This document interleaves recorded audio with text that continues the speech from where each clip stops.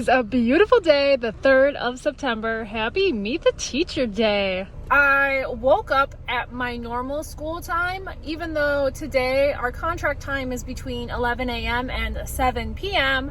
11 to 3 is just like work in our classrooms. And between 3 and 7, parents can just stop by with their kids and drop off supplies. It's a very chill environment. There's no like sit down presentations. It's just like, come on in, meet your teacher. And because we're a small school in a small environment, like unless you're a kindergartner or a new student, you pretty much have assumed who your teacher's gonna be because we are a cute little one section school.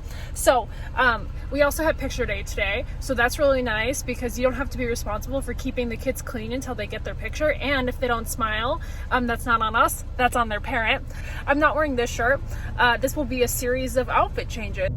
So our district does Meet the Teacher for elementary school students, and then it's like the first day for 6th graders and then freshmen. They have 8th graders that help out the 6th graders and seniors that help out the freshmen, just so they can like run through the classes and get an expectation of what they need to be doing, and it's just not so overwhelming to be, you know, suddenly you're in a school of 1,000 kids. Our district has neighborhood elementary schools and then 1 middle school and 1 high school, so sometimes that can be overwhelming if you're going from a 1-section school like mine and then all of a sudden you're in a middle school of over 1,000 kids. Like that's insane for some kids, that transition,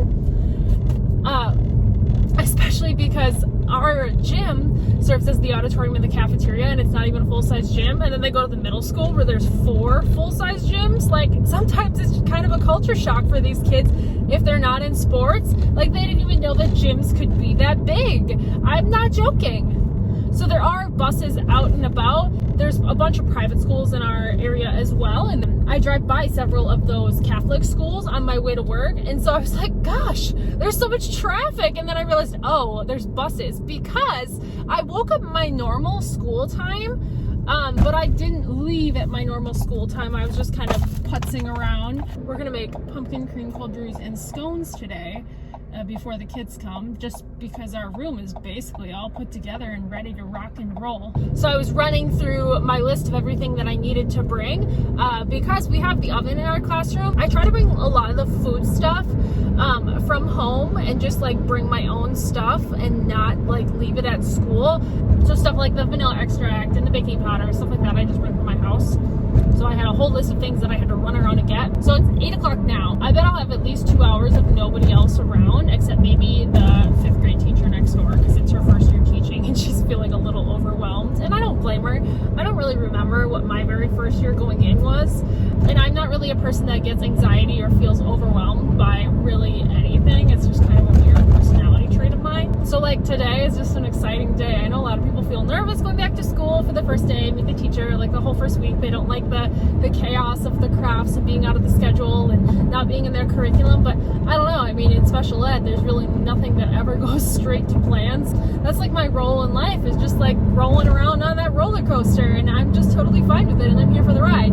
I did stop at Caribou. It's a pumpkin white mocha cooler. My goal this year is to not get Caribou in the morning, and if I'm really feeling a coffee, I'll get it in the afternoon, just because I have a lot of stuff going on in the morning, and I don't want to be trying to chug down a coffee, because there was a point last year where a kid was like, oh, Miss Shear, it's 9 o'clock, you haven't drank your coffee, and that became like an almost daily thing where she would check the clock, oh, it's 9 o'clock, you haven't drank your coffee, and then it became like a classroom goal that I drank my coffee by 9 o'clock. So anyways, I'm going to work on bringing my own from home. It's so nice now that they have that pumpkin cream cold brew stuff that comes out of the can. It's definitely not as good as Starbucks, and it's not as good as the stuff that I like attempt to make in that like tastes kind of like Starbucks, but it's better than nothing, and it's really quick. So I'm gonna finish my little drive to school, and I'll check in with you guys there. And this is the disaster that we left on Thursday because we didn't have school Friday because of Labor Day weekend. PTO receipts, math stuff I'm going through. We finished one of the adaptive social studies activities that we've been working on. It doesn't come in color, and there's a lot that could have been colored, and I prefer having something nice looking than just plain old black and white. So I had a parent that's been coloring that for a while. And then we have just various things, like this is leftover from December that's just been floating around and now has to go in the December sensory bin, but I think that's at my house still. So this has to be cut today. I think this needs to be colored. Just lots of randomness at this table that one of my pairs has been working on. You can see the others over here starting to match up the answers to the activity. But for the sensory bin, these are little apples that come together, kind of like an Easter egg. I got them off Amazon. I can put the link below if you're interested. This bin always looks worse for wear because it's the sensory bin, so who knows what's ever in it. So, you know, little Easter egg grass. So this is the first sensory bin of the year. It's a letter hunt. So this one's for kids that can write the letters. So pick a card, write the letters. So it's just the uppercase letters thrown in here. And I do have a tracing version too, in case the student doesn't do letter writing yet. So those apples, and then we need a filler and something else. So let's take a trip to the gym. So here we have all of the bins of things. You can see I have room for 2 more. So right now the apples will probably just go in with the food because I don't have enough to make their own category. So all of these come out. I try to switch it out weekly. Like I can do an entire month of stuff of like St. Patrick's Day for March. Like there's enough in there we can pull a month out. Valentine's Day, there's a month. Halloween's bin is actually so big it doesn't fit in here. It's not one of these because I just have so many fun things for Halloween. I love spooky season. Up here is random junk and themed books. So then I have more themed books and then more like sensory things. So I think we're gonna do these. This is flour filler from Dollar Tree. 99% of this stuff is just random Dollar Tree things or Walmart. Like, so there's some fluff. This is Easter grass, just for flowers. You know, this is a Valentine's Day garland I cut up. Easter eggs from Hobby Lobby or Dollar Tree that were super cheap. Do this. Yeah, I think I'll do the beans. So like this one's all just dinosaurs, but I'm gonna do the black beans. And I always tell the kids, do not eat this because it is older than you. I've had these beans since I started doing sensory bins like 7 years ago. So if you want to start doing sensory bins, I totally recommend checking out Dollar Tree during Easter because that is where I'd say the vast majority of my stuff comes from. Is just fun Easter eggs.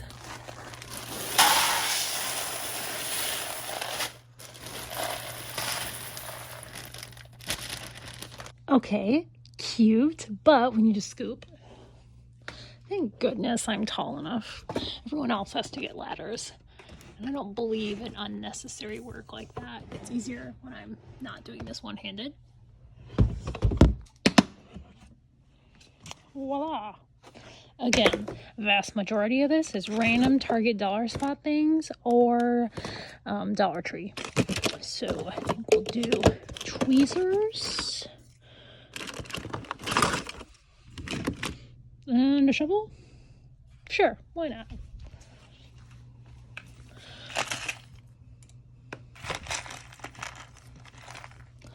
Voila, sensory bin done. Oh, and here's outfit 1 in my teacher era, a $6 shirt from Shein and a skirt that I got at Ross. It's a Adidas brand and pockets are, you know, on the outside, which is wonderful. I hate when the pocket is like right here in the skirt part. Annoying. And I was talking to someone on Instagram this weekend and they had a couple questions about the Enchanted Learning community. So it's kind of a curriculum that you can get.